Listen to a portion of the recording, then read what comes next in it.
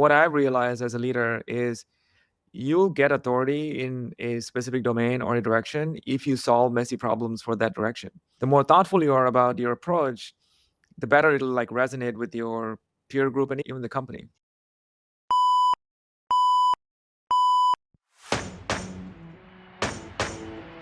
Every leader needs a trusted partner for the moments that matter. This Bold Business Podcast conversation is that partnership. Your go-to resource designed to break the inertia and refresh your perspective so you can start making moves. Here is your host, an insightful truth teller who serves as the catalyst for getting the right work done and who asks the questions that truly matter. Jess Dewell. Mahesh Guruswamy is the Chief Product and Technology Officer at Kickstarter. He is joining me today for our Bold Business Podcast program. And let me tell you, not only is it cool to have a conversation about business from a technology executive, it is cool to have a conversation with somebody who thinks deeply and seeks out and tries new things. And that's what you're going to hear in this program, specifically in 3 areas. The concept of, in big decisions, are they one-way doors or two-way doors? And what does that actually mean? You're also going to hear about just because others are doing it doesn't mean to do it, and checking in with that business instinct to find out what's right for you and your company in the marketplace. And the third thing is that time is the real currency, and that is what we can control. So use it wisely. So in those 3 areas, we run deep into several different topics that I know you are going to enjoy. And so as you're listening, if you think somebody that you know is working on a concept like this, or you were having a conversation about something similar recently, send this program over to them on YouTube or wherever you are listening or watching from, so that they can hear it too.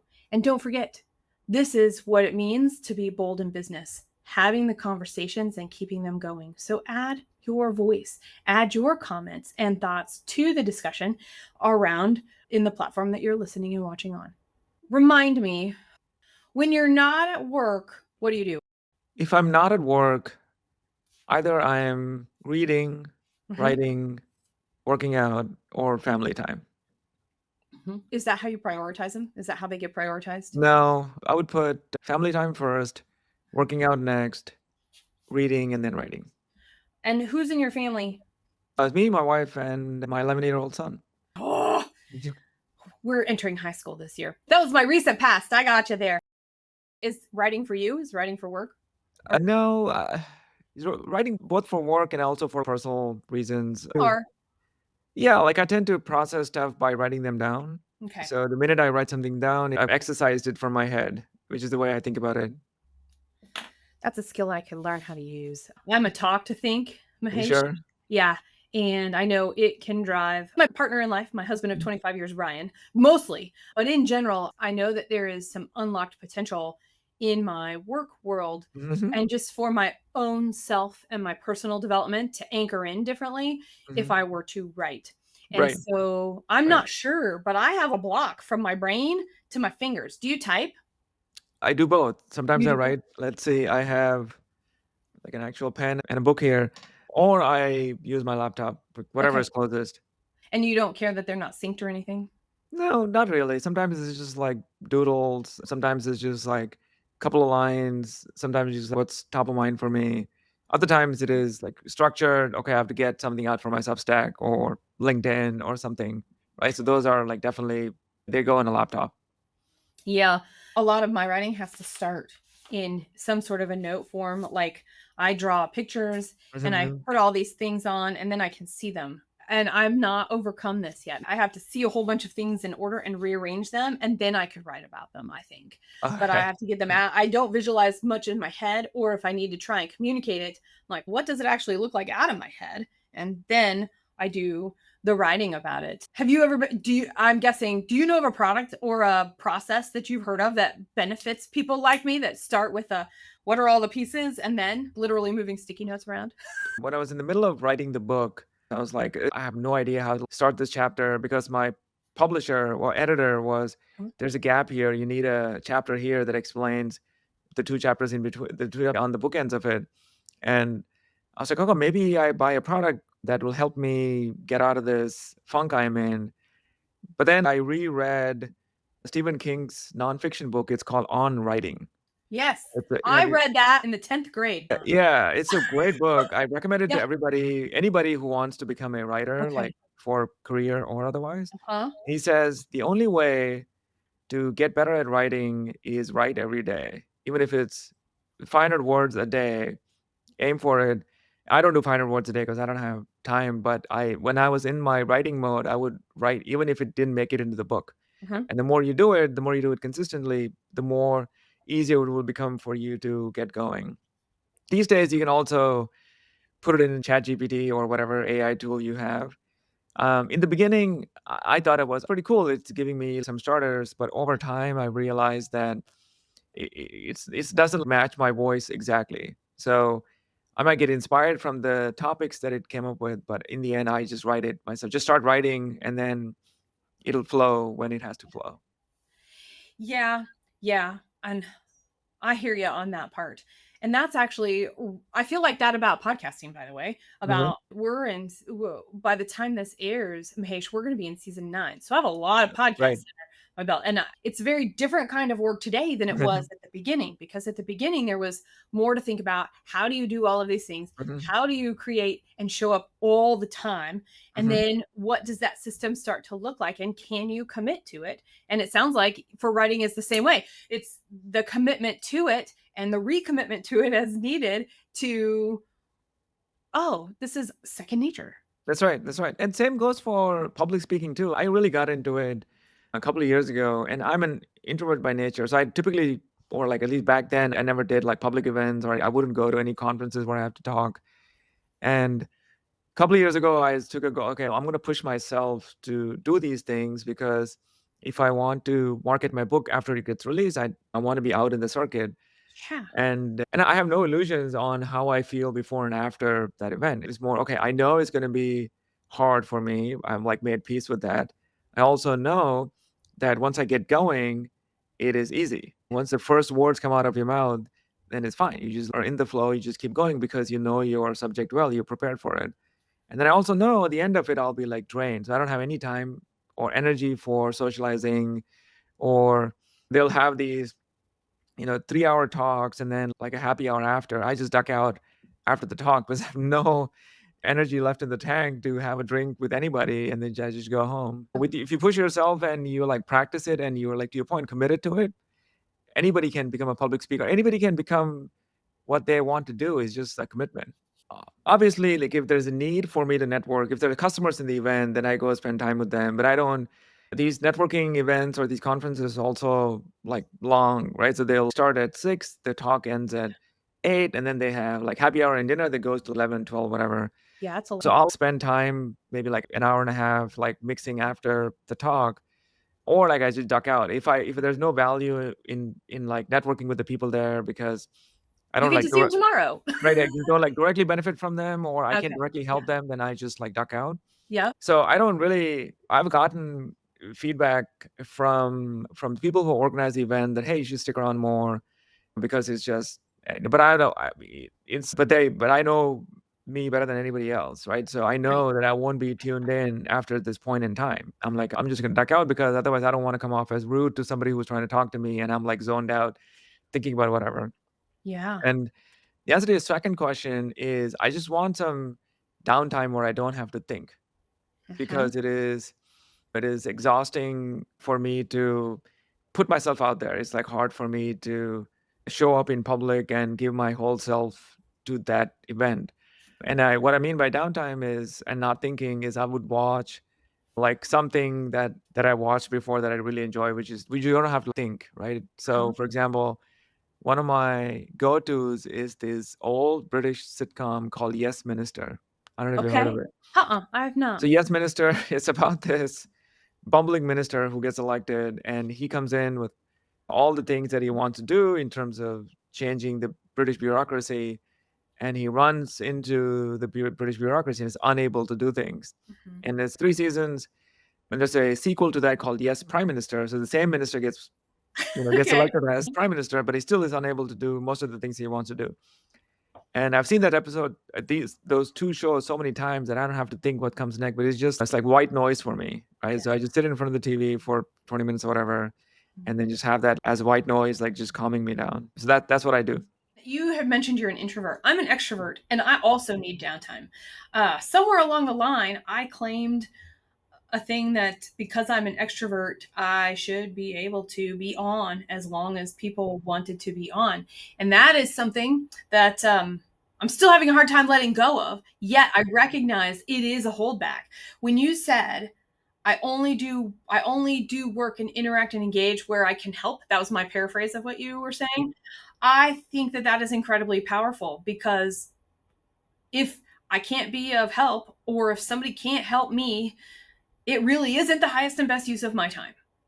That's right. As I get older, the thing that is becoming like really apparent to me is time is the only currency you have. You're exchanging time for everything else in life. So I have become more and more methodical and even like dogmatic about where I want to spend my time. And when people tell me, including old bosses have told me that, hey, you should have stuck around for the event, or you should have stuck around for this networking thing or this mixer or whatever. And I'm not going to tell them it's not useful, but I do value where I spend my time. And the 20 minutes at the end of the day in front of the TV watching Yes Minister is important to me. Yeah. So Yeah. I try to make time for that. And same thing applies for family time too. When we sit down to watch something together, I don't dig into that. I don't eat into that. This is our time. Dinner and like the show before and after, it's like our time. So we have to like spend it together. Okay, now I got to ask, what are you watching as a family right now? Oh, so we're watching the new Star Trek Strange New Worlds. That's on Paramount. Oh, It was harder before because my son was younger, so you can't see every show that you want to see with him. yeah. So now it's becoming easier and easier to watch even like slightly mature shows with him because he understands it. So we're watching that. And then when my son is not with us, is like off playing with his friends or whatever, my wife and I were watching Babylon 5, which is another sci-fi from the 90s. It's awesome, by the way. It's been a Great long show. time since I've seen Babylon 5, but that's cool. I'm going to take Star Trek The New Worlds home, because we've tried to watch a few things. Right now, to your point about age appropriate and what actually is, we just started watching Cobra Kai. Oh, it's a great show. My It's a son and I watched little it. harder didn't get to see it with us when we still watched it the first time when it was out. We were like, nope, they're high school kids. You got to wait till high school. Maybe it's like a controversial parenting choice, but I actually don't have a problem with my son running into explicit stuff, unless of course it's like completely like out there. That's different. Sure. But if it's like an intense fight scene, or if it's in a really messy situation emotionally or whatever, I don't have an issue with it because I know that he's going to run into it in the wild or seek out based on peer pressure, right? I think the tactic that my parents used is, okay, you can't do this. And every 14-year-old, 13-year-old, the minute you tell them you can't do this, their mind goes, I can do this. So I'm like, okay, this is what reality is, and this is what movies and entertainment is. Like, this is how real relationships work, right? This is how real conflict resolution works. This is when your favorite singer sings about this stuff. This is not real. They made it up, and this is not how the real world works. And a lot of it is theater. So I try to focus on that more than trying to, okay, you can't see this. Obviously, if it's like a mature show or whatever, then, I'm not going to watch Game of Thrones with him, but I can watch Cobra Kai with him because it's okay. I can explain all this in a way that he can understand.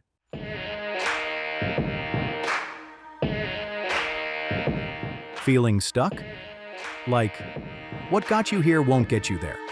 The pressure to grow is on, yet the path isn't clear yet. You don't have to walk that path alone. This is the Bold Business Podcast. Like and subscribe wherever you listen.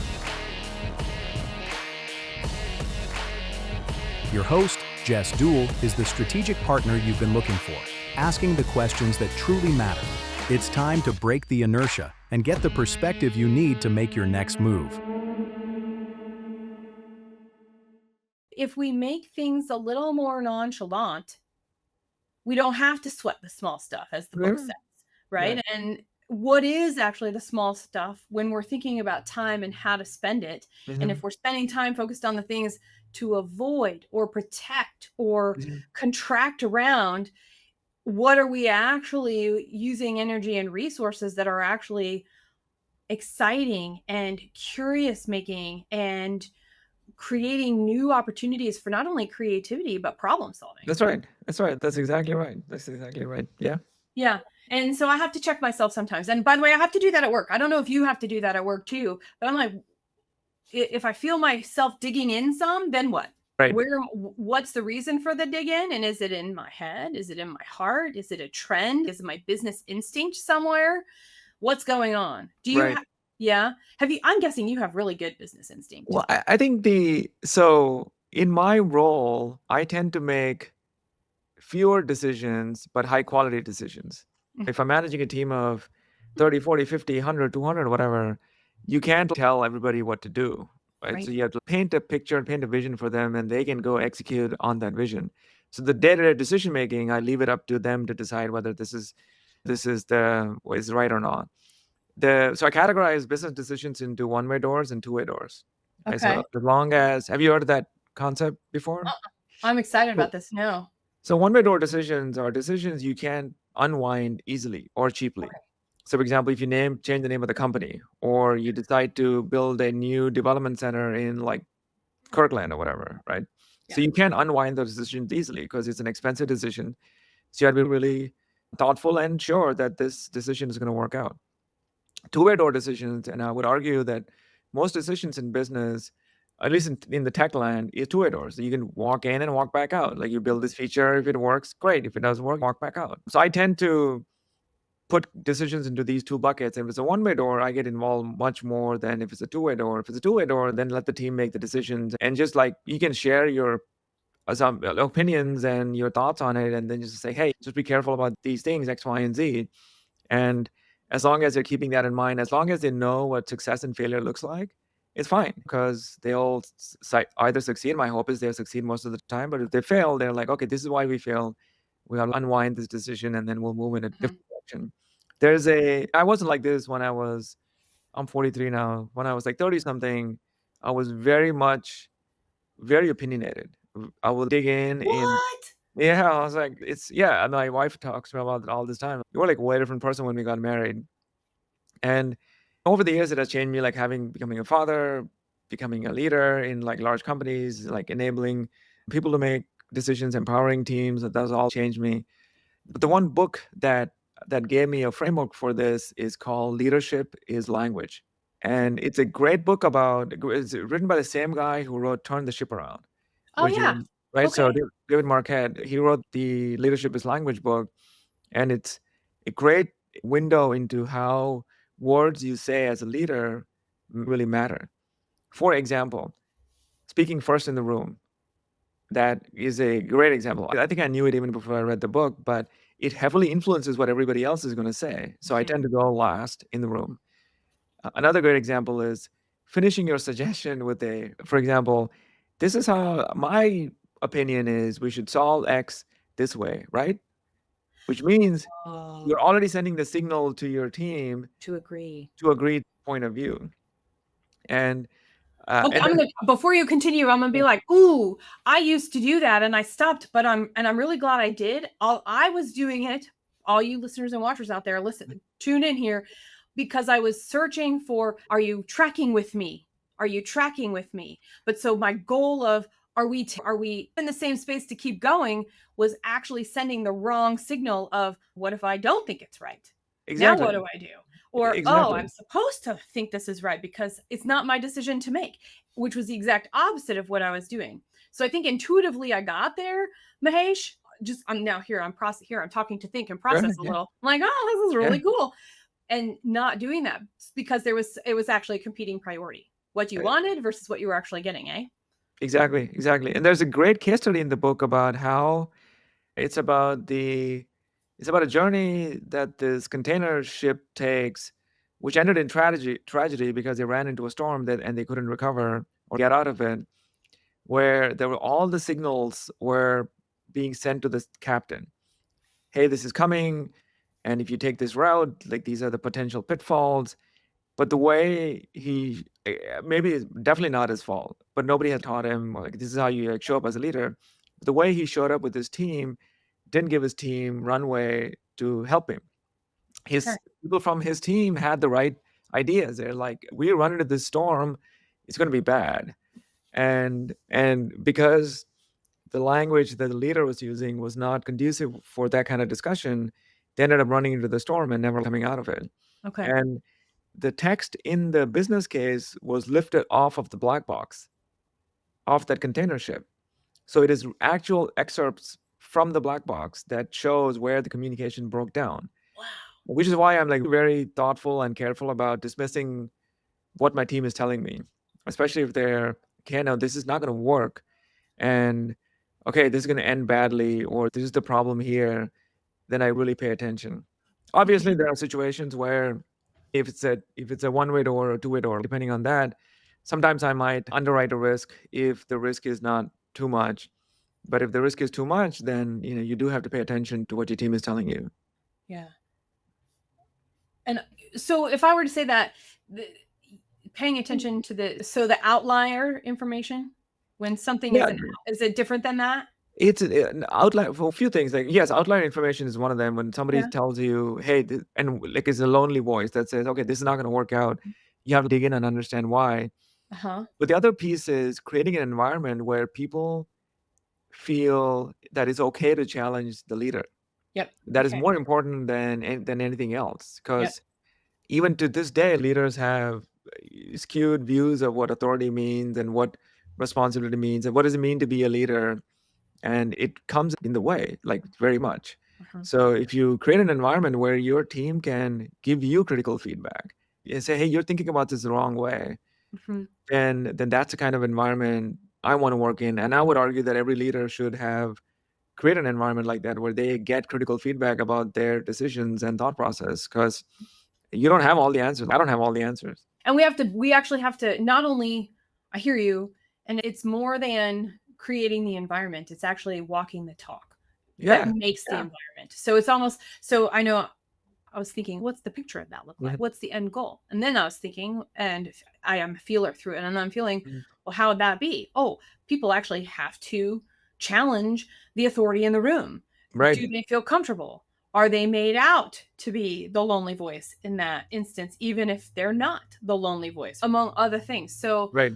I appreciate I use the word competing priorities. It sounds like it's a Mhm. little, I use that a lot, but I'm thinking, oh, there's some depth in here, and this is one small facet of what that. Right. You say it's like this is almost like a cheat code, but it's so interesting to observe people not utilizing this cheat code. The easiest way to get your team to give you critical feedback is learning to apologize when you mess up as a leader. If you make the wrong decision and things go south, it's on you to get on stage or get in front of your team and say, hey, sorry, I messed up. This is my fault. And the more you do that and more comfortable you are doing that, it sends a signal to everybody around you that, yeah, this person is open for feedback and we can talk to him or them or her as a normal person and not have to worry about repercussions. Yeah. Like Amazon popularized disagree and commit, Mhm. which is, I'm sure you know about this, but very few leaders know how to actually do that. Yeah, it's Because, true. right? Because disagreeing, I was giving this talk at a university and I gave this exact example is when Jeff's team, Bezos' team, pitched Prime Video to him, Yeah. he was not aligned. He was like, this is not going to go well. The margins in video are thin. We're not going to make any money here. And there's no easy paths to e-commerce, which is what he wanted to see.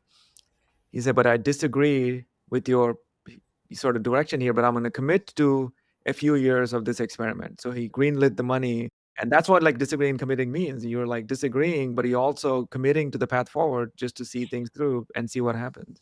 A lot of leaders want disagree, but not even disagree. It's just agree. Just agree and move on. That's what they want. And I'd say that's not the recipe for building a strong, forward-looking team. In today's climate, fast changing, both in Mhm. technology, both in global matters, all of the things, right? Mhm. We're changing so fast. how and the need to do more with less, the recognizing that money is a little less abundant for whatever reason, Mm-hmm. right? Costs of things are going up, whether it's debt or help or technology or all of the things, right? So we're always looking for that Mm-hmm. mix of the give and the take in there.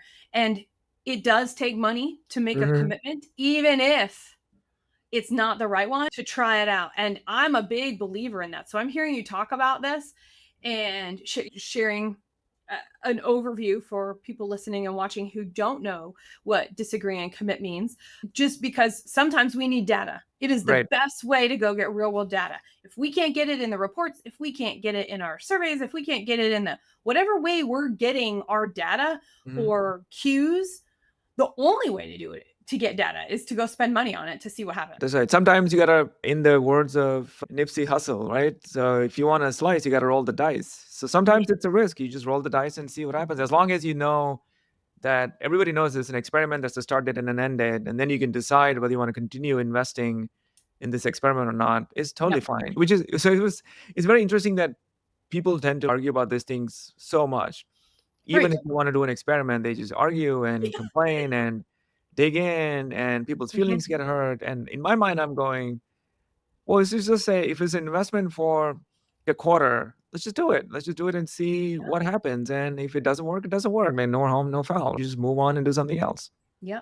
Which does a lot of things. It Hmm. tests the assumptions, it tests the resources that are actually there, it provides opportunities to work together or not. So, can people get together around a Hmm. common goal amidst all of the other regular stuff going on to get to something? And I think I will be the first person to say, I think it's a weakness that I hold on to things too long before I let them go. However, I also think that it is an incredible strength because while sometimes it turns out to be neutral to negative, most of the time there is always an upside that got us Hmm. to that next best decision that was nowhere where we thought we were going to go. That if we didn't take that risk, we Right. wouldn't have had the opportunity to see. I'm guessing you've seen that too in the experiments you're talking about with your teams. Right. There are certain things that I take strong stances on, and I make it clear that I'll live with the I'll live with the choice. If I make that choice because I have a strong opinion on this. But Uh-huh. as I said before, like those decisions had to be fewer in number, and they have to be high quality or overarching decisions. You want to make the org structure different, or you want to change people's compensation, or you want to right size the organization. Like Yeah. those things are big decisions, and in those ones I will take a strong stance. There's no like half measures. So if you want to Right. save the company's finances, then yes, you do have to do a layoff, and this is what it means, and you make that decision, right? Yeah, but everything Oh else yeah. you just learn from it and then move on. Mhm. And I appreciate you bringing in that concept of contraction into Mhm. this. We sometimes the experiment is that. That's right. That's right. And okay, fine. Because I'm going to call this old school thinking. Please feel free to disagree with me if Mhm. you think it's that, if you think differently. It is a common measure. Oh, we are spending too much money. What are we going to do? We're going to reduce our people. What Oh, yeah, the one kind of additional color I would add to that is, and please. I was asked, one of the board members asked me for some interview a while back. I think if the company's, let me back up. I Yeah. don't think you should make a change like that just because everybody else is doing, Thank you. right? Say Because I it think again. Say it again. because the leaders tend to follow the herd. They're like, Yes. oh, this other CEO in this Yes. other other company that's very similar to ours is doing this change. So hence we have to make the change too. If your company's finances are fine and you have faith in the things you're investing in as a company, then there's no point in doing a layoff just because that's just like lemmings behavior, right? Yep. So if your company is in trouble, then yes, make a change and cut some costs or kind of reduce the size of your org. If you know that you can win in your space, and if you know you have a clear path forward, why not deploy those people to that path forward? Why not? The one thing I've noticed is like career CEOs make that choice very easily. It's like everybody else is doing it, so I'm just going to do it too. Right. Founder CEOs, entrepreneurs, people who have risen up in different ways, they tend to not make that choice. They're Mhm. like, okay, if this is not working, financially we're fine. We're going to take this team and deploy them on something else. even though that it might hurt the bottom line in the short term.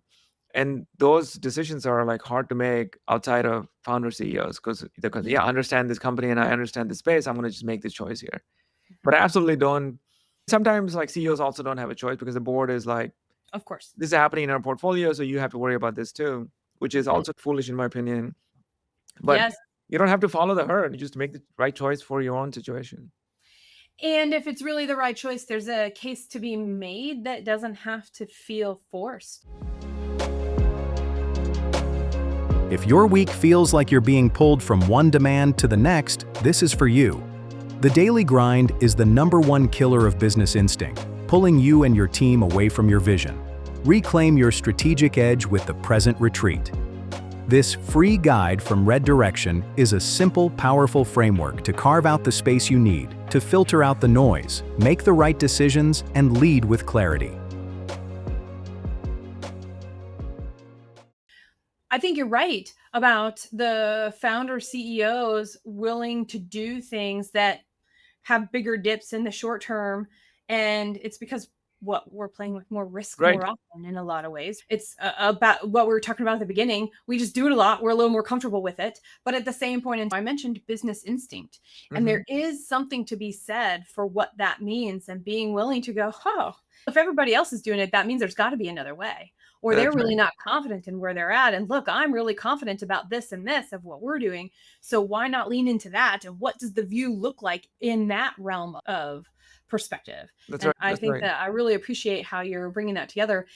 And that is interesting because you're right about boards and companies that are part of bigger portfolios. Man, is all I have to, because it's a little harder because it's a little more of I would say it feels like a one-way door. I mean, it's absolutely a one-way door. Yeah, layoffs are like absolutely a one-way door. Yeah. And those decisions, there has to be sound financial reasons for that. Yeah. And it's funny, like when you put a smart group of people, Ivy League educated people in a room, they'll always come up with reasons that sound very smart and real. But the reality might not be there. I think it's like the housing crisis, right? On paper, it sounded great until like these loan people started defaulting on their loans, and it's funny, like the housing crisis, companies were packaging up debt as securities, which is insane if you think about it right now today. How are you like packaging loans as securities, which just doesn't make any sense. Which is why this like recent kind of layoffs and all that, I feel like, yes, your sort of bottom line will look good in a quarter, 2 quarters, but have you made sort of significant progress in your company's growth or innovation, et cetera? Especially for tech companies, I'm just astounded that tech companies choose this route because tech is always ahead of the pack when it comes to innovation. Yeah. So if you have 1,000 people and financially you're fine, why not just put those 1,000 people on something else and make money like that? But I guess it's the side effect of tech becoming commoditized. Tech is like the auto industry now. So everybody's doing it, and it doesn't take like really experienced workforce or like skilled workforce to do this work anymore with the AI tools, et cetera.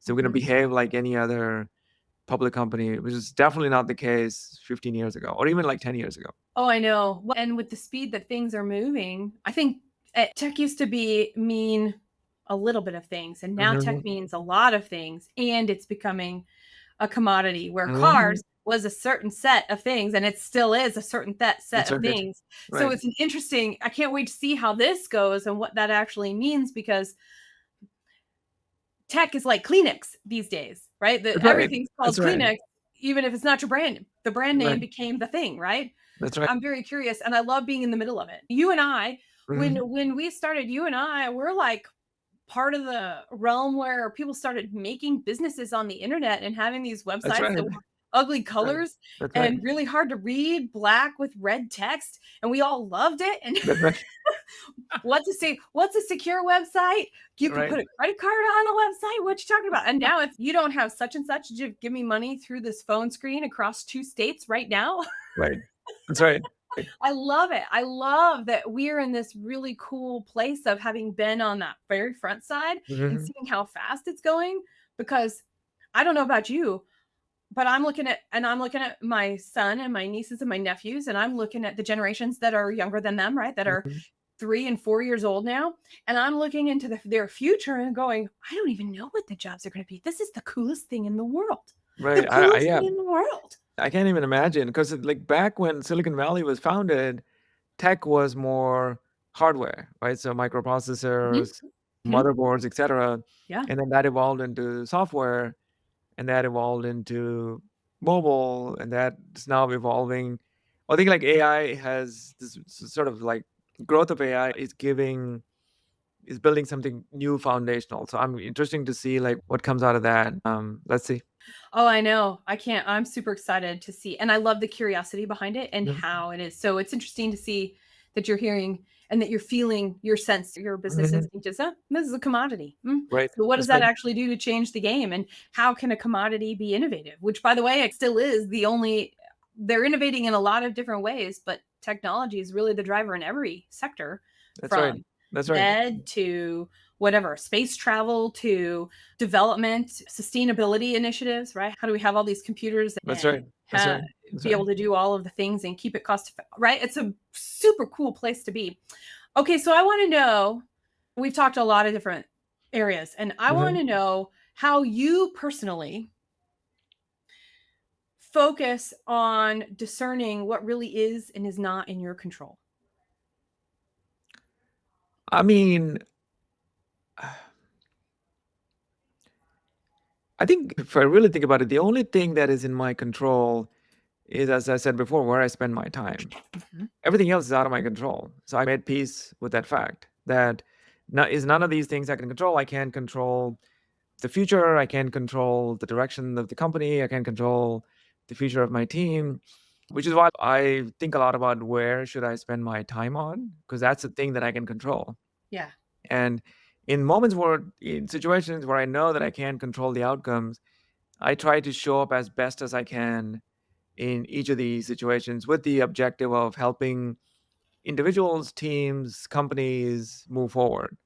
And I think I also don't have any illusions of authority or control even in my role, because people think that executives have a lot of control. They do to a certain extent, but you cannot like just snap your fingers and make things happen. Basically, your teams or your teams, and they're people. You can't like just tell them to go this way. They're not robots. And it's not just they're not robots, then the people you're selling to are not robots either. So it is such a non-deterministic world we live in, which is why I don't have any illusions of where I have real control. Yeah. Huh. I know I don't have control. I know I don't even know if I have influence of things all the time. Somebody said that to me once. I don't control it, but I influence. I'm like, really? You really influence it? How does this look? So I've been thinking with that. I don't think I do that either. I think I could try, but I really don't think I would be successful at it. I think the way influence works, let's say I mean influence from this place of authority, right? So that only works if you're willing to underwrite the risk, right? So if I tell my team that, hey, we're going to go in this direction, but not in this direction that you want to go, and I'll underwrite the risk if something goes wrong, then that's okay. That's influence done in the right way, because you're not putting the burden on them for the failure. You're putting the burden on yourself for the failure. And I would argue that as a leader, you have to take the burden of failure all the time and not just in risky situations. Yeah. But that's a way you can influence is, okay, let's do this, and I'll take the heat if things go bad. Oh, I like that. I'll do that any day of the week. Is that how you? Okay, so is that in some of the essays that you put together for your first book that culminated into your first book?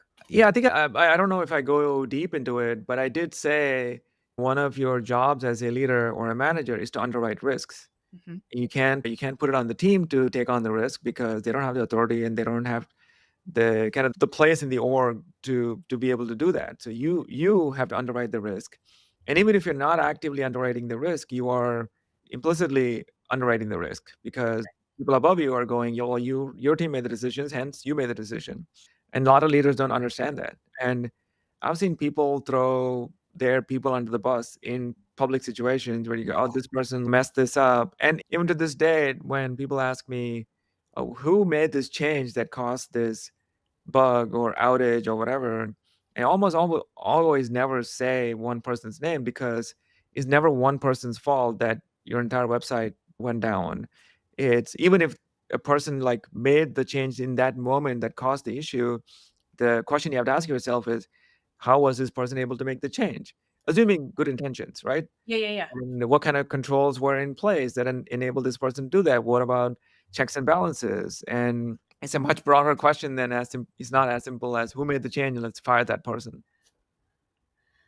You want to know something? Your example about the public flaying, if you will, that is unfortunately something that is what people think about and what makes them worried when if they're will and they don't step up. And to me, that is it's anti-innovation. We say we might be innovative, but we 100%. go, but it's the exact opposite. So to hear you say this and to hear you frame this and to hear this say this, hey, can you claim it? Can you understand you've actually said it out loud or it's implicit? And are you willing to do what it takes? And are you willing to take the heat for something that your team is doing because you okayed it? And if the answer is no, don't underwrite that one. That's right. That's exactly right. Talk about saving a lot of space and grace, which means maybe that's the voice that says, I know you're telling us all to do this, but not over here. Right. Which is also a bad news situation too. It's right. Have you ever had to do that? Well, I think so much. In general, I'm pretty tuned in, so not so much.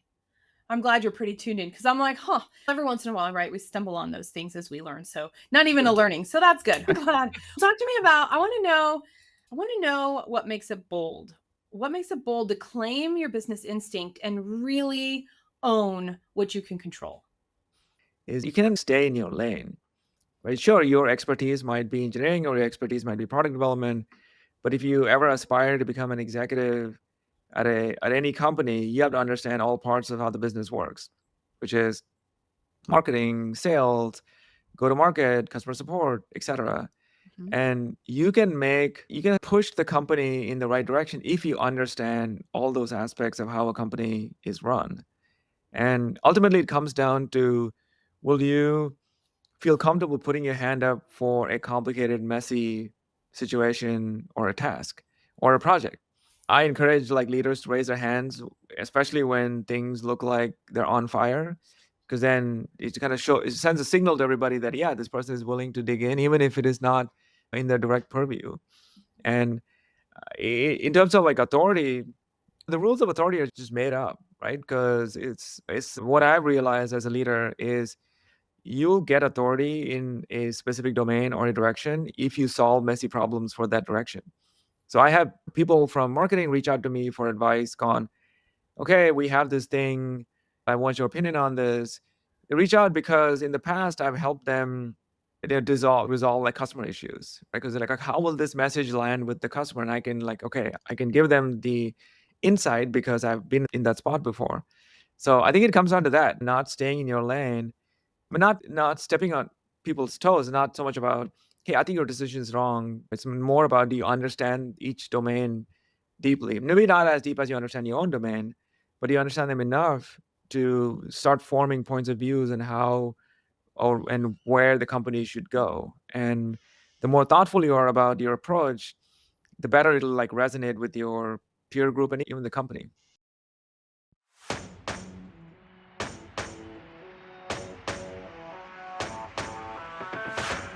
And that brings us to the close of another powerful and fresh perspective on the Bold Business Podcast. In today's volatile landscape, growth is a double-edged sword. To truly thrive, you must engage with your strategy, not just react to the day-to-day.